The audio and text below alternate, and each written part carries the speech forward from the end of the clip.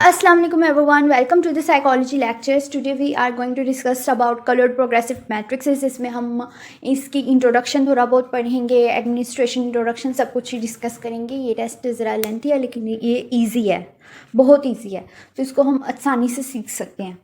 अच्छा, SPM, CPM, APM, ये 3 test हैं जो कि आते हैं अंडर रेवन्स प्रोग्रेसिव मैट्रिक्सेस।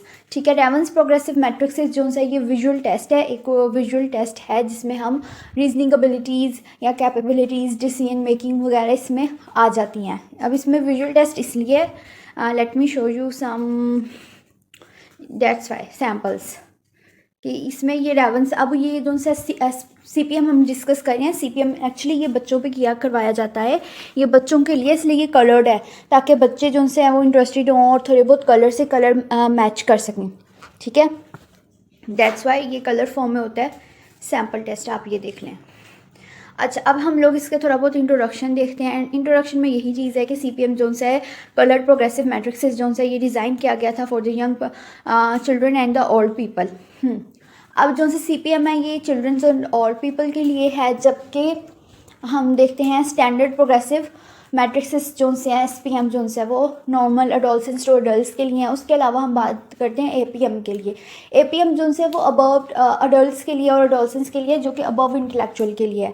ठीक है, तो हम अब बात कर रहे हैं CPM की। तो CPM जो सी है ये एंथ्रोपोलॉजिकल स्टडीज़ और क्लिनिकल वर्क के लिए इस्तेमाल किया जा सकता है, और ये satisfactorily used with people who for any reason can not understand और speak the English language.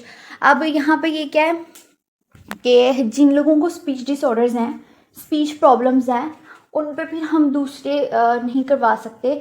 Like उस पर हम लोग IQ टेस्ट नहीं करवा पा रहे, या फिर हमारे पास वैस विस्क आ जाती है। विस्क में परफॉर्मेंस भी है लेकिन उसमें थोड़ी बहुत वोकैबुलरी पार्ट भी है, तो वो भी अगर उस पर नहीं हो पा रहा किसी बच्चे पे, तो उस पर हम फिर ये कलर प्रोग्रेसिव टेस्टिंग वगैरह करवा लेते हैं। इसमें हम जब इंटरप्रिटेशन लिखते हैं तो उसमें हम ये सारी चीज़ें लिखते हैं कि उसने रीजनिंग टाइम कितना लिया, उसने सोच समझ के जवाब दिया, उसने चीज़ों को सिमिलैरिटीज़ डिफरेंसेस के बेस पे देखा कि नहीं देखा, उसने किसको कैसे चीज़ को कौन सा कैसे जवाब दिया, ये सारी एक क्वालिटेटिव इंटरप्रिटेशंस में लिख के हम देते हैं। उसके अलावा इंट्रोडक्शन में हम लोग यही चीज़ डिस्कस करें कि ये किन लोगों पे करवाया जाता है। लाइक कि अगर कोई लोग physical disabilities, aphasias, cerebral palsy, deafness से गुजर रहे हैं, या जिनको है कोई जिनको जो हमारे लैंग्वेज बैरियर है, नंबर 1 अगर लैंग्वेज बैरियर है, नंबर 2 कल्चरल बैरियर है।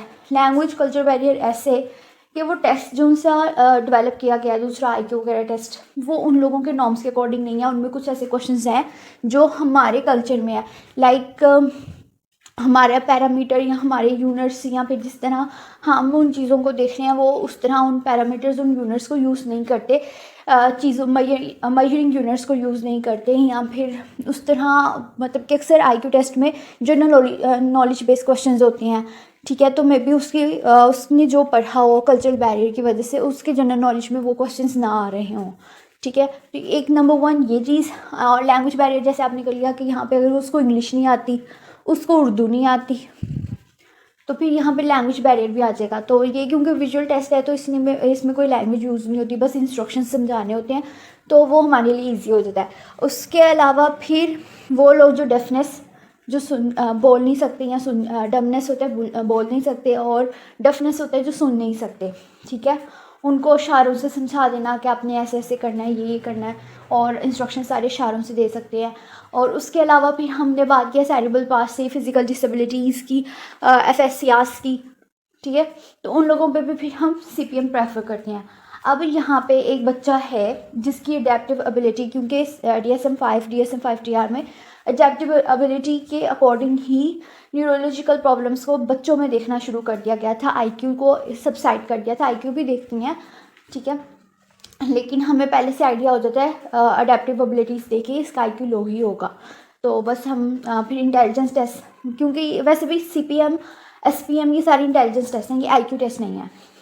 इन सब में इंटेलिजेंस का आइडिया हो जाता है, इंटेलिजेंस इनकी कौन से लेवल के, कौन से परसेंटाइल के। हमें इसमें IQ, एग्जैक्ट IQ नहीं मिलता, जो कि हमें विस्क में मिल जाता है और सिट में मिल जाता है। ठीक है।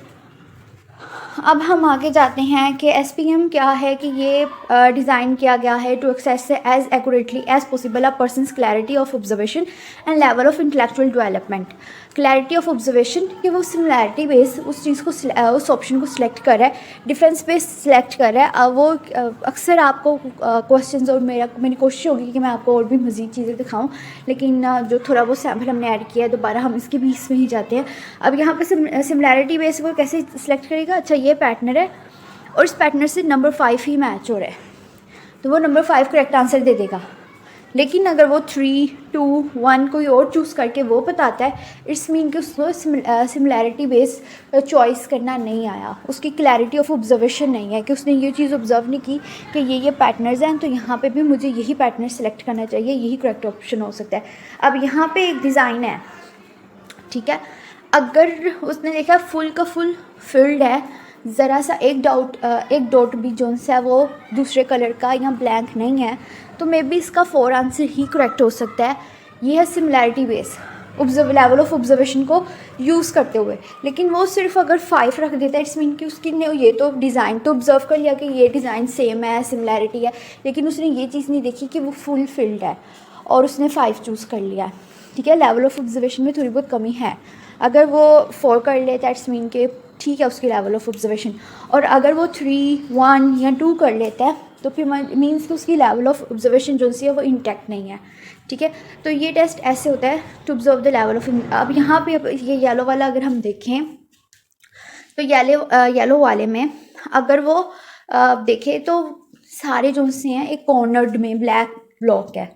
अगर वो मुझे 3 कह देता है, it's mean level of observation जो सी है वो लो है।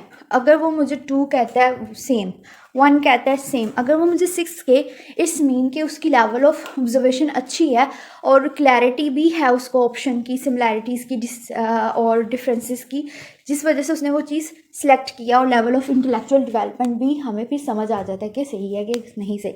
उसके बाद हम इंट्रोडक्शन की बात करते हैं। इंट्रोडक्शन में हमारे पास 3 सेट है, यहाँ पे हमारे पास इसके 3 सेट होती है, ए सेट, AB सेट और B सेट। ठीक है, arrange to assess mental development up to the stage when a person is sufficiently able to reason by analogy to adopt this new way of thinking as a consistent method of interference। अब यहाँ पे क्या है कि ये चीज़ जो सी हम ये टेस्ट इस्तेमाल करते हैं, तो इसमें क्या है कि ये उन लेवल के बच्चों के लिए है। हम बात करते हैं कि ये हम जो सा SCPM जो है ये हम लोग करवा सकते हैं 5.5 साल से 11 साल या 11.5 साल के बच्चों पे। तो ये हम किस बेस पे बात करते हैं, क्योंकि 5.5 साल से ऑनवर्ड बच्चा इतना अपने इर्द गिर्द से ऑब्जर्वेशन करना सीख लेता है। ठीक है, वो अपनी इर्द गिर्द के ऑब्जर्वेशन के अकॉर्डिंग एक अपनी राय बनाना, अपनी राय देना और सोल्यूशन फोकस हो जाता है कि वो बता सके कि क्या ऑप्शन हो सकता है, क्या नहीं हो सकता, यहाँ पे मुझे क्या चूज़ करना चाहिए और क्या नहीं।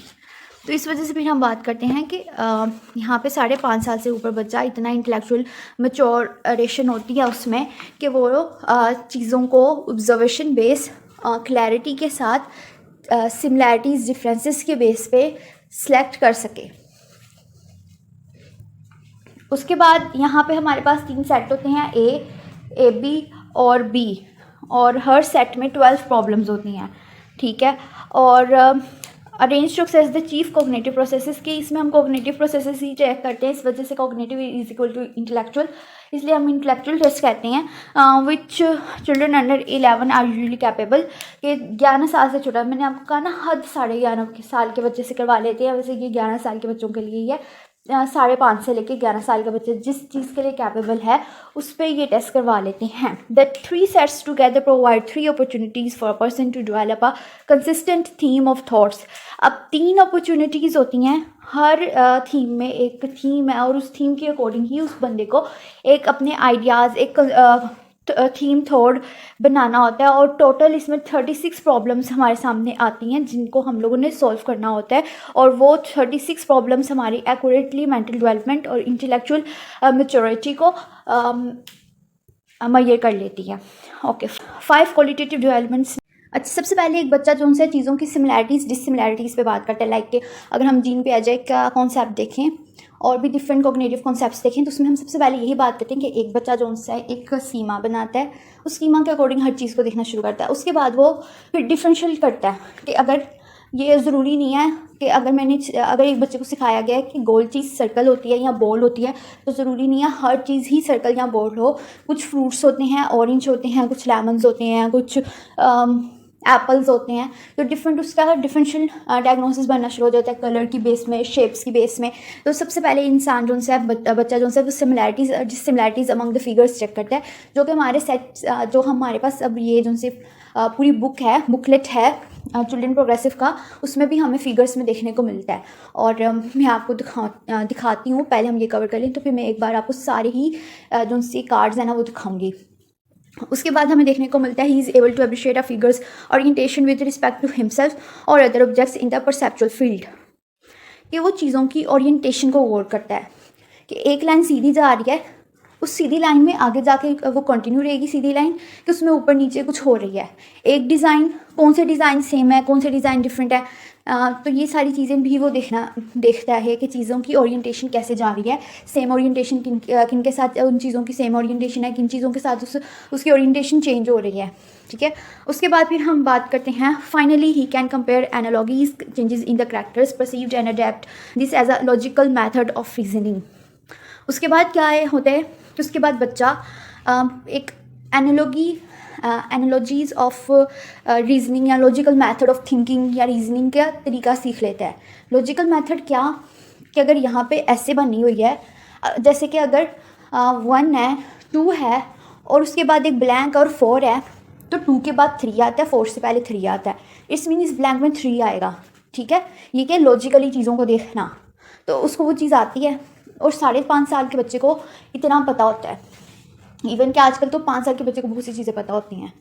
उसके बाद subsequently he is able to analyse the perceived whole into its constituent elements. अब यहाँ पे क्या कि एक चीज़ को पूरे का पूरा परसीव करना, whole as a whole perceive करना, एज अ होल परसीव करने के बाद उसको डिफरेंट एलिमेंट्स में डिवाइड करके फिर डिस्टिंग्विश करना, कंट्रीब्यूट करना कि क्या दिया गया है और क्या रहता है और इसमें मैंने क्या फिल करना है। लाइक मैंने अभी आपको एग्जांपल दी कि अगर उसको पता है कि 2 के बाद 3 आता है और 4 से पहले भी 3 आता है और यहाँ पे 3 नहीं लिखा हुआ, इस मीन कि यहाँ पे मैंने 3 लिखना है। ठीक है। और later he is able to apprehend 2 or more distribute figures as forming a whole और ऑर्गेनाइज इंडिविजुअल एंटिटी।